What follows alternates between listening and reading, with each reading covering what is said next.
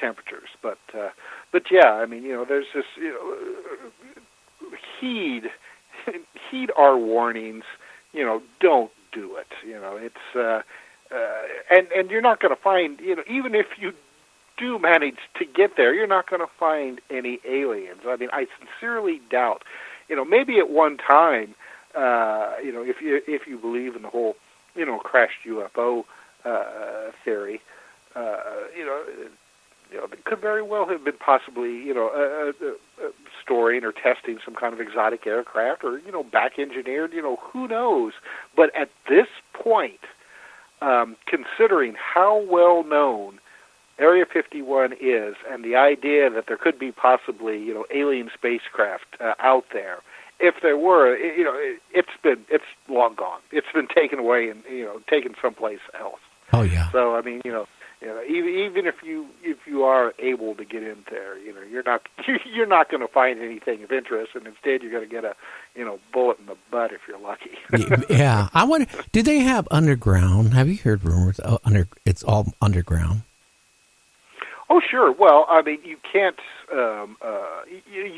have a base like that without having underground facilities, and of course, I mean, the rumor mills has it that there are miles and miles of underground tunnels that connect Area 51 and probably Edwards Air Force Base and the supposed secret base at Dulce, New Mexico. But I mean, even if there aren't these, secret tunnels with, like maglev trains running back and forth, undoubtedly there has to be underground facilities at that at Area 51. First of all, you have to have areas that you can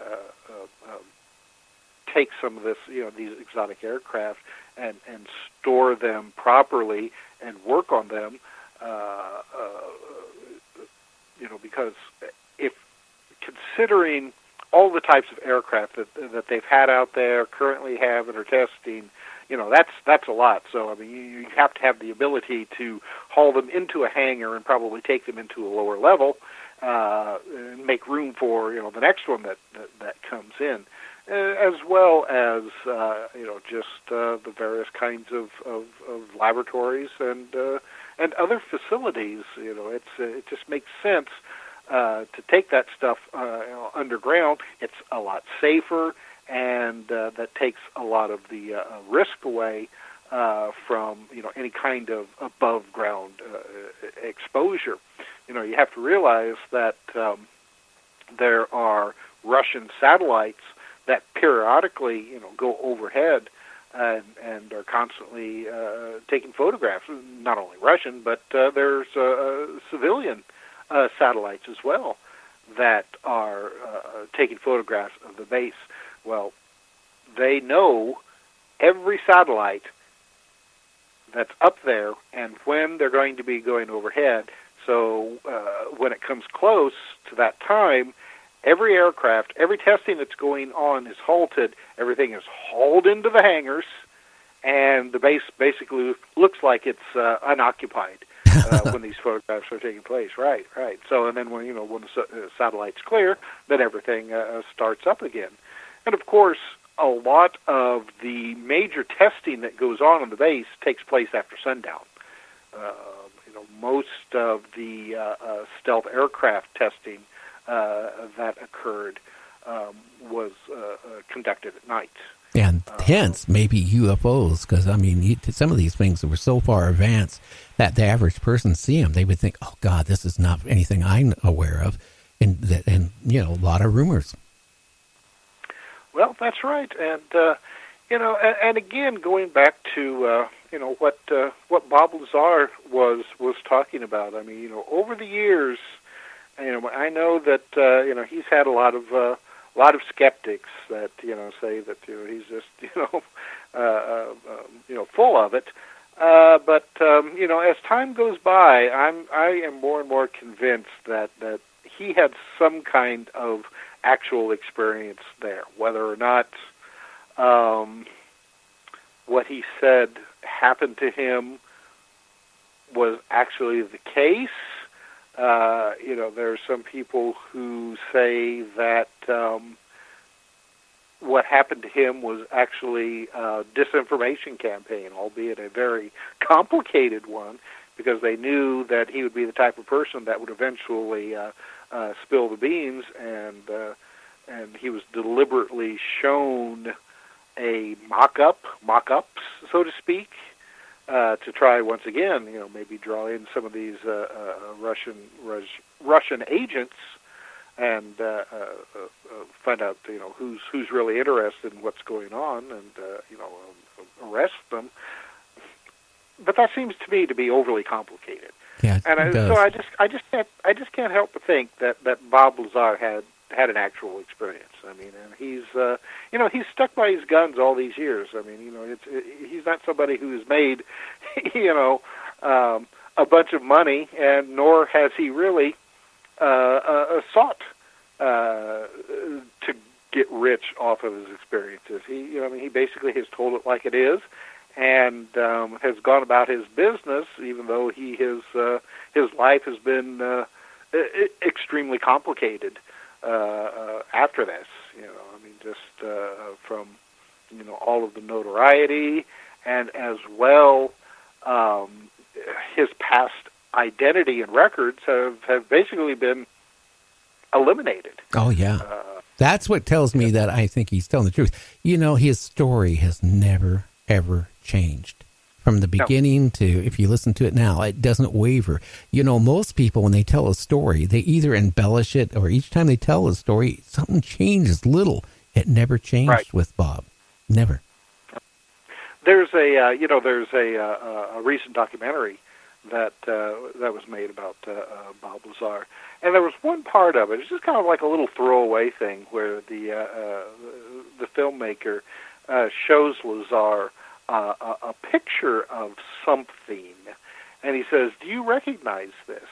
And Bob Lazar said, "Oh yeah, well that is the hand identification device that they used on us when we'd go in and out of this area." And he had talked about it years ago. I mean, it was like this affair that had wires and stuff, and you had to put your hand with your fingers interlaced within these wires.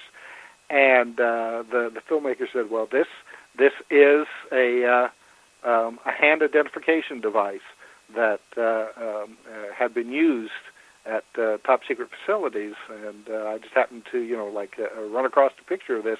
But I mean, he didn't identify it at first, but Bob Lazar recognized it immediately. Oh yeah.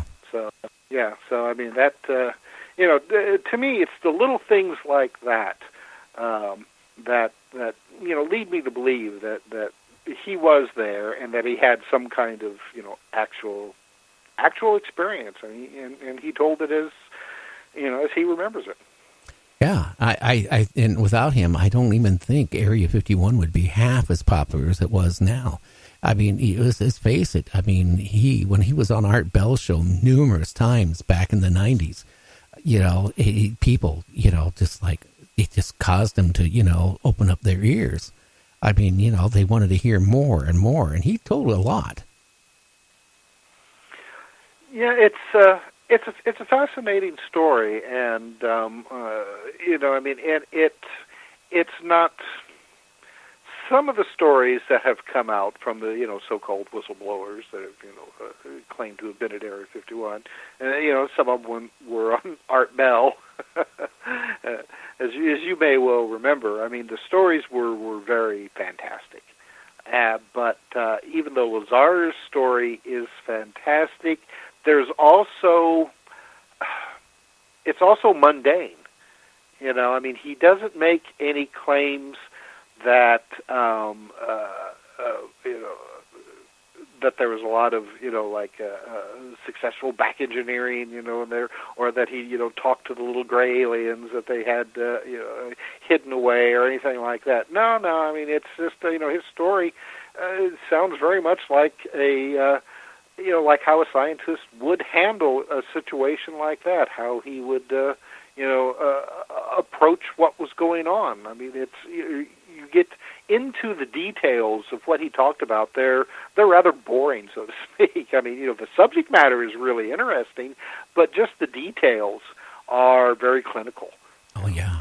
And it was. And yeah, I think he worked, on the propulsion, part of the propulsion system or something that he was assigned to. And so when Art would ask him about other things, he goes, well, I can't tell you anything else, other than what the craft outside looked like. And they would take him into the part of that spacecraft, and they said, this is your project. That's it. That's all you need to know. Right, yeah. And, and he was, I guess, early on, I guess that they gave him material to read over concerning what was going on. But there's no way to tell whether or not the material that he was given to read was factual or not. Because from what he was saying, there was a lot of information about, supposedly past interactions with the Earth and these extraterrestrial beings, and how they had basically controlled our early religious beliefs and things like that. Which based on other people's experiences that I have talked with when it comes to dealing with, especially the, say like intelligence agencies and the CIA, makes me think that this material that he was first given may not have been completely factual. That it was just kind of like, give him, a little bit of background so that, he has something to go on.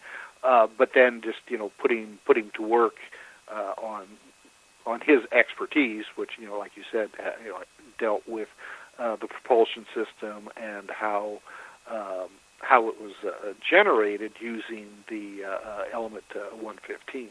Oh yeah. Hey, our time is almost up here. Again, I want you tell everybody where they can find your radio show. Sure. Well, it's called Exploring the Bizarre. And it airs live Thursday nights at 10 p.m. Eastern Time on the KCOR Digital Radio Network. It's KCORradio.com. I guess at this point you can even go to your Alexa and just say, Alexa, play KCOR Digital Radio Network, and it'll go right to it. So that's convenient. Oh, that's easy. And the book that we have been referring to tonight is called Area 51: Warning, Keep Out, by Timothy Green Beckley, Joshua Warren, Sean Castile, myself, and some other contributing writers. Find it on Amazon or your local bookstore.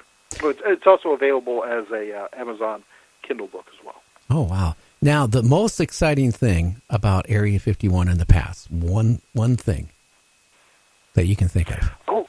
Oh my gosh. The most exciting thing? Well,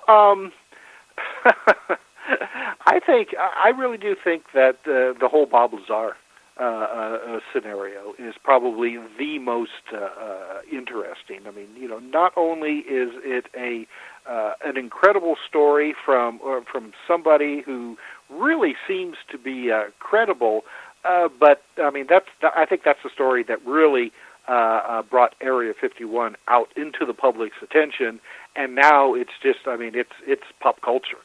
I mean, there's movies and comic books, even an episode of The Simpsons, had Area 51 mentioned. Oh, yeah. Hey, well, Tim, I want to thank you so much for coming on Night Dreams Talk Radio. I do appreciate it. Tomorrow we got Hercules on. He's a great guest. You'll have a wonderful time talking with him. He's really interesting. Okay, sir. Well, again, thank you so much for staying up late to be on the show. Oh, my pleasure. I had a great time, and I hope your audience enjoyed it as well. Okay, sir. You take care. All right. Thank you, Gary. Night. Well, tomorrow we got Hercules. We're going to be talking again about Area 51. I just can't help but think about all the people who worked on Area 51 when they were firing off all those nuclear detonations, how many of them got irradiated? How many of them maybe came down with cancer and stuff like that? I don't know. They did some really dumb things.